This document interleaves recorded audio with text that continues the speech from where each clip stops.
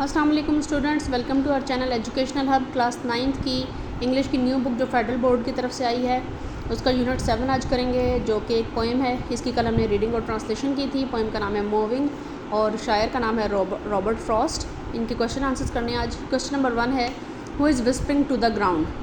Ground के साथ ज़मीन के साथ सरगोशी कौन कर रहा है? आंसर है the long sky is whispering to the ground. Question number 2, what was whispered according to the poet. Answer, the poet says that he doesn't know well himself about the whisper. पूछा यह गया है कि शायर के मुताबिक उसने क्या विस्पर सरगोशी में क्या कहा दरांती ने। तो कह रहे हैं कि शायर तो कहता है कि मुझे ख़ुद इसके बारे में सही पता नहीं है, लेकिन नीची लाइन में जो उसने अंदाज़े लगाए हैं वो इसमें बयान किए गए हैं। But it may have whispered about the warmth of the sun और the lack of the sound. यानी हो सकता है कि उसने सूरज की हिद्दत के बारे में सरगोशी की हो या खामोशी के बारे में सरगोशी की हो। Question number 3, endless poetic devices used in the poem. The following poetic devices are used in the poem. Poetic devices आपको पता है personification, imagery, metaphor, simile, ये चीज़ें होती हैं। personification इसमें यूज़ हुई है। personification वो होती है जब किसी गैर इंसानी चीज़ में इंसानी खूबियाँ बयान की जाएँ। तो personification के लिए जो एग्जांपल आगे है वो मैंने दे दी, long sky whispering to the ground. यानी जो लंबी दरांती है वो ज़मीन के साथ सरगोशी कर रही है। सरगोशियाँ करना इंसानों का या जानदारों का काम है, ठीक है, बेसिकली इंसानों का ही काम है। तो ये पर्सोनिफिकेशन होगी यहाँ पे। और सेकंड जो है वो है इमेजरी। इमेजरी जो है आपकी 5 सेंसेस में, यानी ऐसी चीज़ जो आपने यूज़ की हुई हो, ठीक है। तो आपने अगर कोई बंदा कहे कि उसका हाथ जल गया तो आपको फ़ौरन फील होता है, आप अंदाज़ा लगा सकते हैं कि हाथ जलना या गर्म चीज़ के साथ हाथ गर्म देगची के साथ हाथ लगना कैसा होता है। तो ये इमेजरी होता है, यानी ऐसी चीज़ जो आपकी नज़र में एक सेंस में वो सीन जो है वो क्रिएट कर दे। तो इमेजरी यहाँ पर किस वाले जुमले में यूज़ हुई है? There was never a sound beside the wood but one.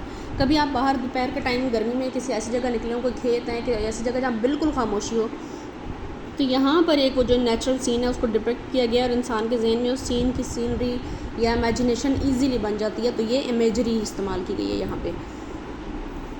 Question number 4, according to the poet what is the sweetest dreams about that labour knows. According to the poet, शायर के मुताबिक, the sweetest dream that labour knows is the reality और fact of their work. कि जो मज़दूर अपना का सबसे खूबसूरत ख्वाब क्या है, ये कि उसको काम मिला रहे, हकीकत है कि वो काम करता है और वो उसमें खुशी महसूस करता है, which brings a sense of happiness and satisfaction. Question number 5, what is the central idea of the poem.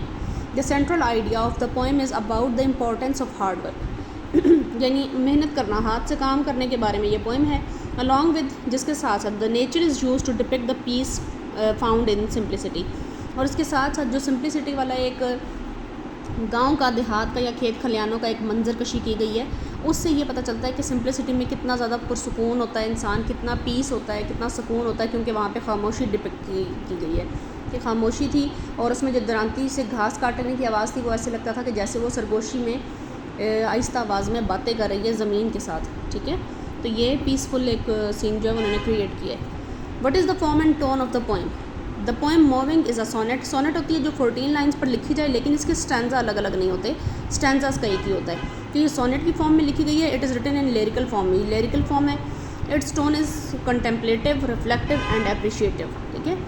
तो ये आज की वीडियो है। कल इंशाल्लाह इसकी राइमिंग स्कीम और इसके बाकी एक्सरसाइज वगैरह के साथ हाज़िर होंगे।